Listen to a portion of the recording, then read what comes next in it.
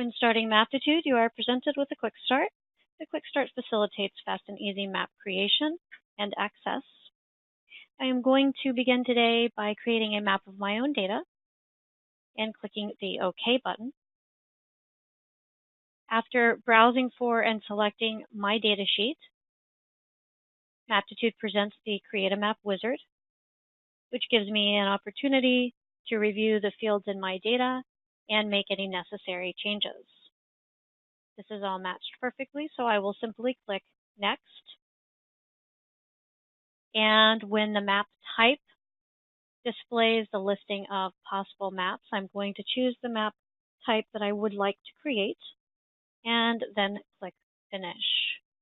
After providing a file name and location and clicking Save, Maptitude reviews the contents of my file and displays a results dialog that shows how many of my features have been located in the file. Clicking OK dismisses that report and opens up a new map. So within Maptitude, I do have the selection toolbox open. It happens to be docked below my display manager on the left side of my screen. I'm just going to click on the bumpy lines there and drag that toolbox out so that you can better see it. Running totals can be added using the Selection Options button. This opens up the Selection Options dialog, where I have options to include set navigation tools as well as running total fields. I'm going to go ahead and choose both of those items so that I will be able to have them available in that toolbox. Clicking OK applies those preferences and adds them to the toolbox. And now that I have this running total drop-down added, I'm going to go ahead and select my flight field as the field on which I want to report information. The selection toolbox contains a variety of tools for filtering or selecting features on the map. The leftmost tool, which looks like a funnel with an arrow pointed towards it, is the Select by Pointing tool. This tool can be activated by clicking on it. And then when I move my mouse to the map, when clicking on any feature, that feature changes colors, indicating it has been selected. So I'm just going to move my mouse around and select a few different locations. Each time I selected a feature, that count in the current selection, shown in parentheses, was increased. And I can continue to add. So I've added now 6. And I'm also getting a running total on that field that I specified, which was the flight field. I did add these set navigation tools, so let's take a moment to look at those. When clicking the double arrow pointing to the right, Maptitude browses me to the first of the 6 records that I have selected. And I can continue clicking that button to look at each individual location. I can go back using the previous record button, go back to the first using the first record or beginning, or go to the end using the end button. I want to go ahead and go back to the zoom level my map opened at, and we'll do so by locating the initial scale button in the Tools toolbox. That's the arrow that's straight pointing to the left with the bar to the left of it. So that'll just take me back to that US map. There are a variety of other selection tools in that selection toolbox. Next to Select by Pointing is Select by Rectangle. When clicking on this tool to activate it and moving my mouse to the map, I can click and drag a rectangle. Everything inside of the rectangle or touching its edge exactly becomes selected. Similarly, Select by Circle, shown next in the toolbox, allows me to either click and drag a circle on the map, selecting everything inside of it, or to simply click and type in a radius. In this case, my radius was too small to encompass any features, and so nothing was selected. Finally, there is a Select by Shape tool. This tool will let you draw a freehand shape by clicking on the map, moving your mouse, continuing to click as the shape is defined, and then double-clicking to close that shape, which selects the features inside of it. So I now have 14 features in this set, and we've used a variety of different tools to add those features. What if I've clicked on something that I didn't mean to, and I want to remove it? I can do that in a couple of different ways. The Select by Pointing tool is a toggle. So clicking on a feature will either select it, or if it is selected already, it will deselect it. So in this case, if I click on this already selected feature, it is removed from the selection set and the count of records. So I'm now down to 12 features being selected. You can use any of the other selection tools to deselect or remove features from your filtered set. If you click on any tool and hold the Control key on your keyboard, so in this case, I'm holding the Control key while I use Select by Rectangle, everything inside of that rectangle is removed from the set.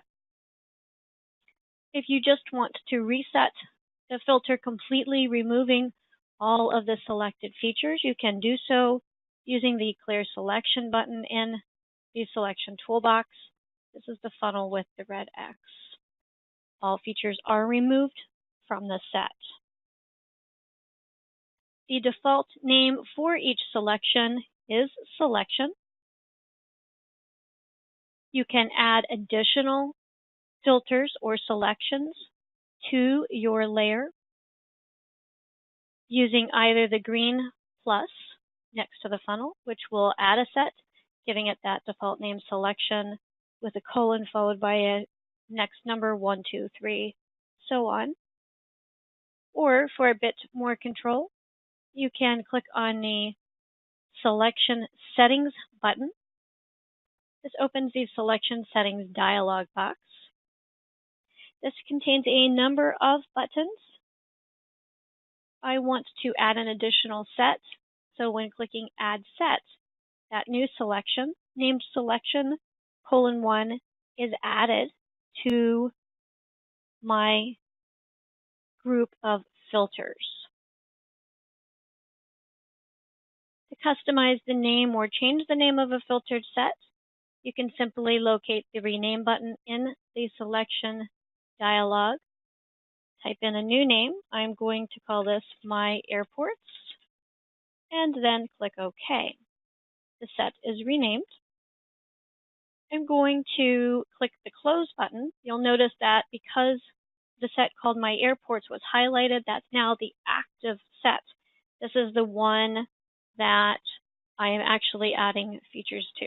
So the set that features are added to is based upon what is selected in this dropdown. So now that I have my airports already picked, I'm going to use my Select by Circle tool, and I'm going to select some more features. You'll see that their color corresponds to the color that is shown next to the set name. So now that I have selected some features, I'm just going to remove these features because I don't want them after all. I have another tool that I want to show you, and that is the Zoom to Selection tool. This is the magnifier with the funnel inside of it. When clicking this tool, Maptitude zooms to show you all of the features that are in that particular selection set. So you can quickly navigate to a full set using the Zoom to Selection. I'm just going to go back out so I can see the whole country again.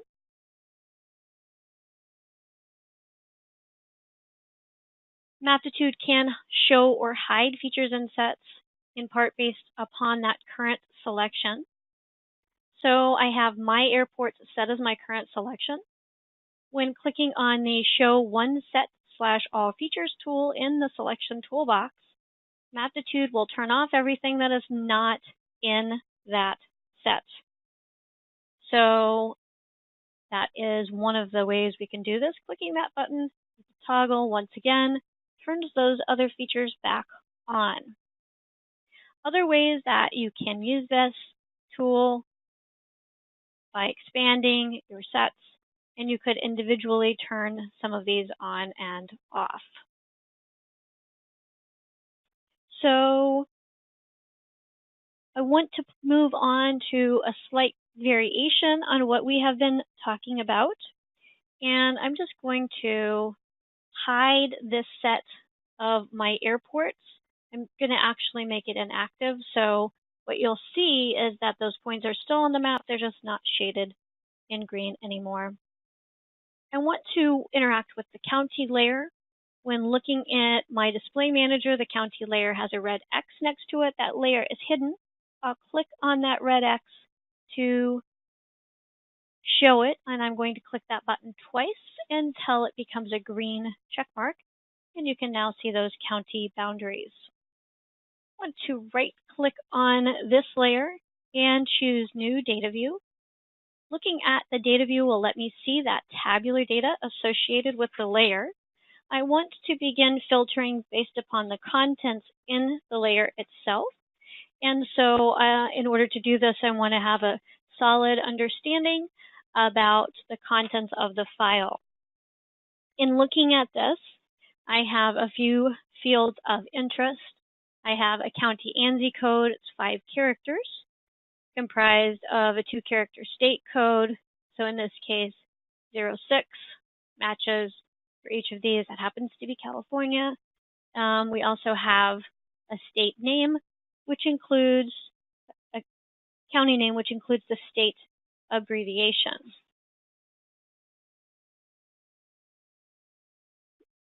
As I pointed out previously, I'm able to determine the state code based upon the abbreviation. So all of the states that have that 06 code belong to California.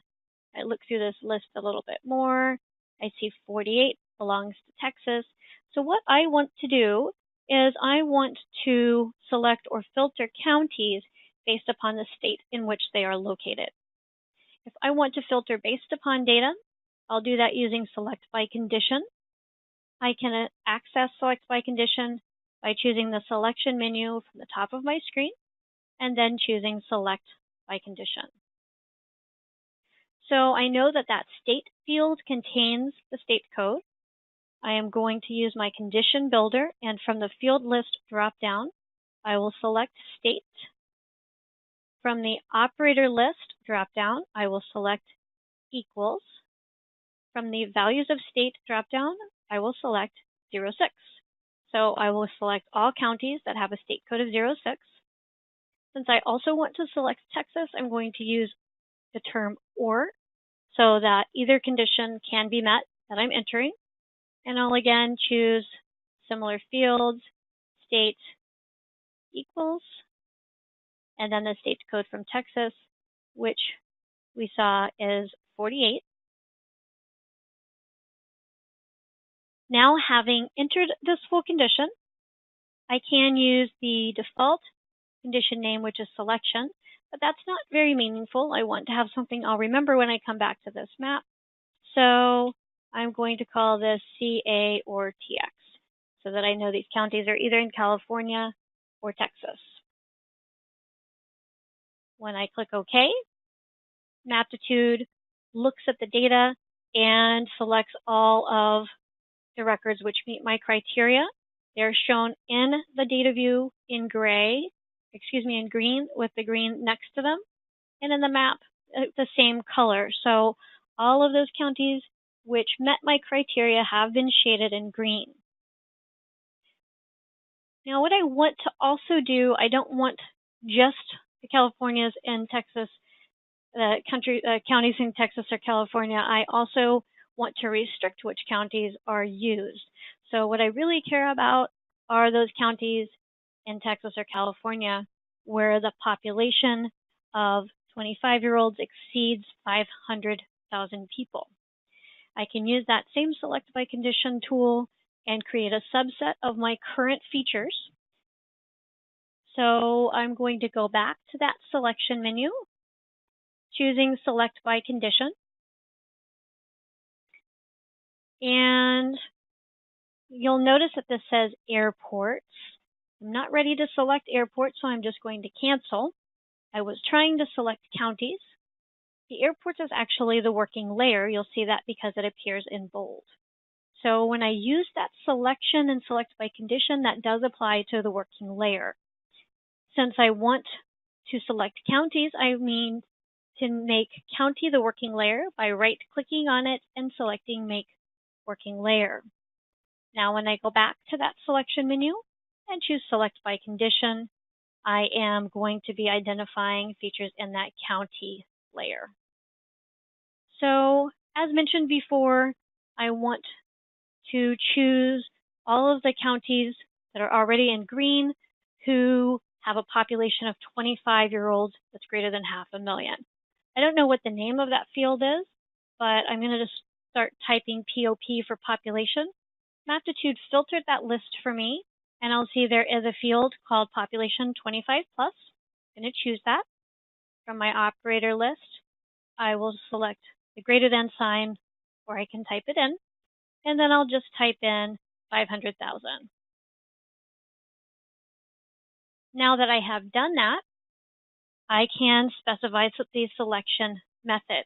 If I clicked Create Set Now, the current set of records that I have would be replaced by all of the counties nationwide that have a population of 500,000 25-year-olds or more. That's not what I want to do. What I want to do is I actually want to narrow down my current set, not replace it.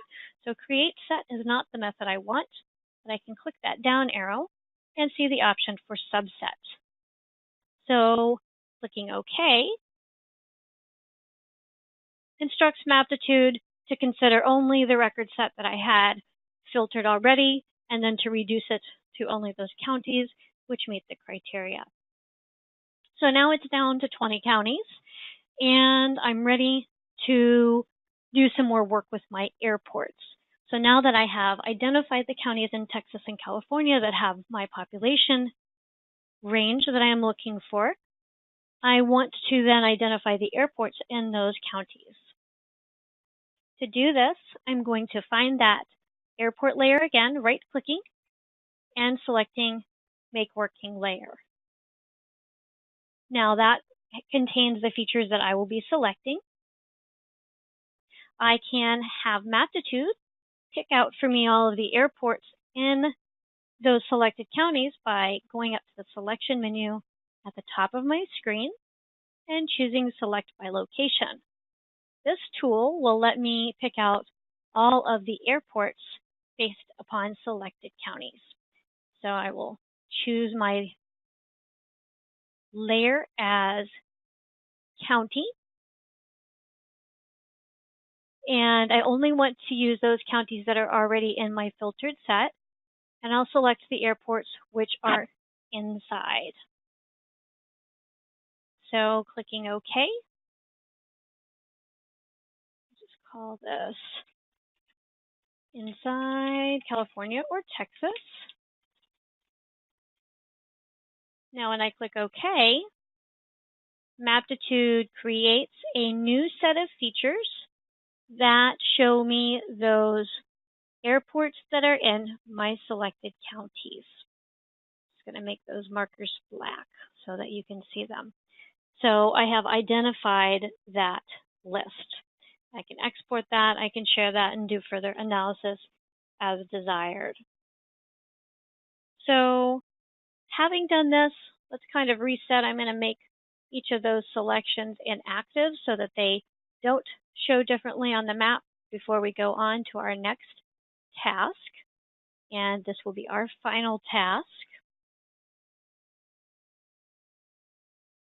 So I will identify some ranges of values based upon my airports layer and based upon the number of flights each airport gets.